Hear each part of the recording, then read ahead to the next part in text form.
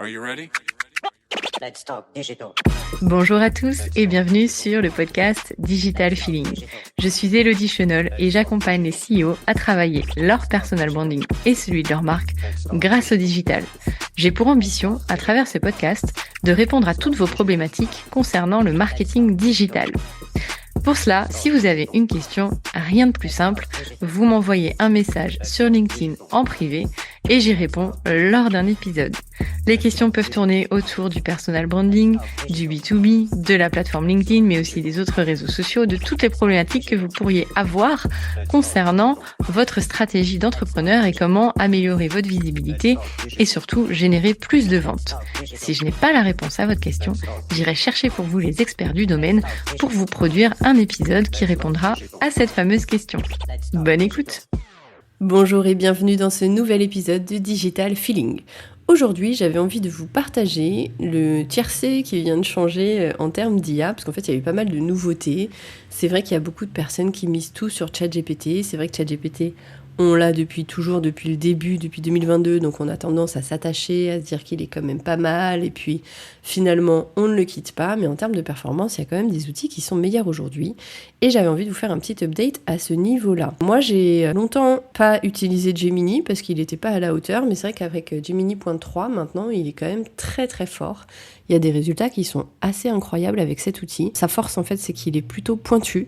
Il va plutôt aller à l'essentiel. Donc, il y a moins de blabla qu'avec un ChatGPT ou un Claude qui va vraiment nous dérouler plein de choses. Donc ça, c'était plutôt intéressant. Il est très pointu, il est très efficace. Il y a quand même un peu d'hallucination, on va pas se mentir, mais si vous cherchez l'efficacité, il est très bon. Ensuite, il y a Claude, mais quelle révolution avec Claude, mais c'est fou. C'est-à-dire que je l'ai complètement soit sous-estimé, soit le Sonnet 4.6 ou l'Opus 4.6 est une vraie révélation, mais alors Claude aujourd'hui, il est incroyable. Claude d'Anthropic nous permet de pouvoir créer des tableaux Excel sans problème avec un prompt, de générer des tableaux croisés dynamiques avec des formules à l'intérieur. Vous n'avez pas juste la valeur, vous avez également la formule et vous avez la possibilité d'implémenter un tableau, de mettre les valeurs à changer et l'outil va changer les valeurs pour vous. Donc là, c'est vraiment un game changer pour moi parce que depuis longtemps, depuis des années en formation, on me dit mais moi j'aimerais utiliser Copilot ou ChatGPT ou même Gemini pour Excel. Oui, ils font des petits trucs. Et Copilot, à qui on aurait tendance à octroyer énormément de valeur sur Excel, il n'est pas encore en rendez-vous si on ne prend pas l'option IA. Juste avec le LLM d'échange, il fait des petits trucs, mais c'est pas tout à fait ça.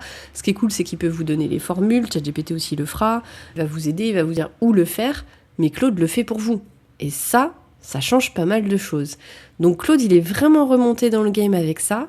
Le fait de réaliser des tableaux Excel et d'aller plus loin que ce que proposaient les autres LLM, je ne code pas, donc je ne pourrais pas vous dire si vraiment c'est un outil incroyable pour le code, mais en tout cas, c'est ce qui ressort de la part des développeurs, c'est que vraiment c'est un outil incroyable pour coder. Vous avez Claude Cowork, alors là, moi, je ne l'utiliserai pas parce que je ne vais pas utiliser et laisser l'accès à un LLM, parce que si vous creusez les conditions de confidentialité, quel que soit le LLM, quel que soit l'outil d'IA que vous utilisez, si vous n'avez pas à minima un abonnement entreprise et quand bien même si vous êtes hébergé sur un serveur américain, eh bien vos données peuvent être utilisées. Même si on a tout verrouillé, même s'il y a des abonnements, etc., il y a quand même cette clause, quand vous lisez dans le détail les clauses de confidentialité, politique de confidentialité. Donc si c'est hébergé aux US, ils auront accès. Et c'est la raison pour laquelle on a autant de foin, j'ai envie de dire, de bruit autour de la souveraineté. Parce que oui, la souveraineté européenne, avec tout ce qui est IA Act, DSA, toutes les réglementations qu'on peut mettre en place et qui ne sont pas respectées par les outils américains, eh bien si on a des outils européens, au moins les réglementations sont respectées. Donc faites très attention à Comet de Perplexity qui vous propose un navigateur de prendre la main sur votre ordinateur. Ne le faites pas, ça peut être dangereux. Il a été révélé qu'on pouvait mettre des chevals de Troie dans les navigateurs, pareil avec celui proposé par OpenAI. Faites très attention, tout ce qui prend la main sur votre ordinateur, eh bien c'est des systèmes qui sont ouverts et ça peut malheureusement ouvrir la porte à des hackers. Et donc faites très attention. Donc dans le monde de l'entreprise, clairement je ne le recommanderais pas et c'est la raison pour laquelle je ne le testerai pas. Ceux qui l'ont testé le trouvent incroyable puisque on a des agents qui vont travailler pour vous, qui vont faire des tâches pour vous. Donc parenthèse fermée sur Claude. Donc Claude, incroyable. incroyable, remonte dans le game malgré tout parce que permet de manipuler des tableaux Excel de façon vraiment incroyable. Je remets une couche quand même, ma casquette RGPD confidentialité. Ne partagez jamais sur des LLM des données confidentielles qu'elles vous concernent vous ou votre entreprise, évidemment. On peut déplacer des chiffres, enlever les données personnelles, anonymiser les fichiers. Faites très attention à ça et respectez bien ça parce que en Europe, on a quand même RGPD et c'est quelque chose de très important. Et puis, si vous partagez ces données dans les outils, elles peuvent être utilisées ou ressortir dans les recherches de vos concurrents. Donc, ne partagez pas les éléments confidentiels. Parenthèse fermée, maintenant, je vais vous parler de ChatGPT quand même, parce que oui, 5.2, c'est quand même pas mal. Moi, ce que j'aime bien, j'avais arrêté mon abonnement quand Gemini est arrivé, parce que je me suis dit, Gemini propose tellement de choses, il est tellement large, je vais arrêter ChatGPT. Et puis, j'ai renouvelé mon abonnement, parce qu'il y a quand même un esprit collaboratif sur ChatGPT qui est assez pratique, c'est-à-dire que quand on développe les GPT et qu'on peut les partager avec d'autres, c'est assez pratique, les projets, c'est assez pratique. Il y a quand même une vision globale que j'aime bien chez ChatGPT, même si parfois c'est un peu trop taiseux, mais c'est quand même intéressant.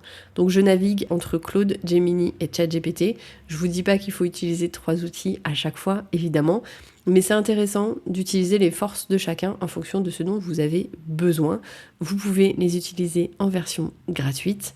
Ils sont accessibles, vous avez une limite de tokens, donc vous ne pouvez pas aller au-delà d'un certain nombre de requêtes, mais ça reste des outils qui sont quand même très intéressants et un peloton qui change, donc je mettrais Gemini en tête, Claude en deuxième et GPT en troisième. Copilot, pour parler de lui, si vous avez suivi l'actualité, Microsoft s'est désengagé du partenariat qu'il avait avec OpenAI. Donc il y a quand même des choses à suivre de près. Est-ce que Microsoft va mettre plus de moyens, en tout cas c'est ce qu'ils ont dit, pour développer leur propre LLM? Ça serait quand même intéressant parce qu'aujourd'hui ils sont quand même en bout de course. Du coup, ça serait quand même pas mal.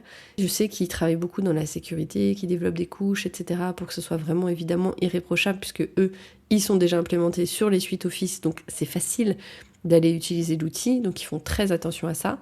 Mais c'est vrai qu'en termes de performance, à voir quand on arrivera à implémenter vraiment Copilot dans les couches d'Excel, de PowerPoint, etc. Ça peut être intéressant, même si aujourd'hui, la version disponible dans Office 365, Microsoft 365, vous avez Copilot qui vous permet de générer des PowerPoint directement via le SharePoint ou des Excel, ou même de créer vos assistants, et puis de pouvoir cocher les cases, est-ce que je veux que ça soit pour PowerPoint, Excel, etc. Donc, la version gratuite permet quand même d'aller assez loin. La version payante offre quelque chose de supplémentaire dans l'échange avec l'outil et le logiciel. Je veux dire logiciel parce que ça fait un peu années 90, mais c'est un peu comme ça qu'on le voit. Donc, Copilot qui reste très intéressant, qu'il faut surtout pas sous-estimer. Il est là, il permet de faire des choses intéressantes. C'est pas le meilleur, mais il a le mérite d'exister et d'être accessible. Après, évidemment, si vous voulez la version la plus sécurisée du LLM qui soit, eh bien, c'est de développer un LLM interne qui soit hébergé en local sur vos serveurs. Là, il n'y a pas de souci. Si vous avez tout fermé, si vous avez bien tout cadré, vous pouvez utiliser le LLM dans votre entreprise sans trop de contraintes, avec le biais que c'est pas mis à jour en temps réel comme les LLM aujourd'hui. En tout cas, voilà, je voulais vous partager ce petit tiercé gagnant des LLM aujourd'hui. Dans 3 mois, ça aura bien évidemment, je pense, changé. Je ne vous parle pas d'outils de vidéo, même s'il y a pas mal d'outils qui font de bruit, comme Seedance en ce moment, qui est un outil chinois. Vous avez peut-être vu des vidéos tournées avec des stars et des films qui sont revus. Donc oui, il y a quand même des choses qui vont très très loin aujourd'hui. Jusqu'où on va limiter l'utilisation de certains usages et de certains outils. On peut faire confiance à l'Europe, nous on va légiférer, ça c'est certain, mais il faut faire quand même attention à l'usage de certains outils. Après, en termes d'image, j'ai pas vu passer d'outils révolutionnaires, enfin plus révolutionnaires que ce qui existe déjà. Moi, mon chouchou, c'est toujours Midjourney, ça change pas. Ref.art, je l'aime beaucoup aussi parce qu'il permet de faire des choses aussi intéressantes. Gemini aussi, bien sûr, Nano Banana. On peut pas ne pas le nommer parce que lui, on peut lui demander de changer juste un élément et de garder la persistance et il est franchement pas mauvais. C'est toujours pas du 100%, mais c'est un bon 98%, donc ça c'est quand même intéressant, notamment quand en entreprise on veut changer juste un élément et que, par exemple, si on a un véhicule, on veut pas qu'il y ait une option qui apparaisse, bon, faut faire quand même très attention parce que c'est subtil parfois, mais ça reste un outil qui va s'améliorer et qui va être assez intéressant dans tout ce qui est production de contenu photo. En termes d'audio, J'ai pas vu de révolution, il me semble, à ce niveau-là. On reste toujours sur du Eleven Labs qui pour moi est en haut du panier parce qu'il permet vraiment d'aller très loin et de faire des choses beaucoup plus naturelles que d'autres outils. C'est en accès payant, c'est pas gratuit. De toute façon, tous les outils vont devenir de plus en plus payants parce qu'il faut qu'ils gagnent de l'argent. Ils sont pas chers parce que du Midjourney, ça va être du 8 € par mois, du Eleven Labs à peu près pareil. Ce qu'il faut pas, c'est avoir évidemment une stack de 50 outils et d'avoir pour 1 500 € par mois. Ça serait pas très intéressant. Voilà pour tout ce qui se passe dans le monde de l'IA aujourd'hui de mon point de vue. Bien sûr, il y a sûrement d'autres choses très intéressantes qui vont arriver, ne serait-ce qu'à la fin de l'enregistrement de cet épisode. Je vous remercie de l'avoir écouté et je vous dis à bientôt. Thank you. You're welcome. Let's talk digital. J'espère que ce podcast vous a plu. Si vous avez aimé cet épisode, n'hésitez pas à soutenir le podcast en laissant une note et un avis sur Apple Podcast ou sur vos plateformes d'écoute. Ça me permettra de remonter et de pouvoir partager à d'autres entrepreneurs les réponses que vous vous posez. Merci à tous, à bientôt. Digital.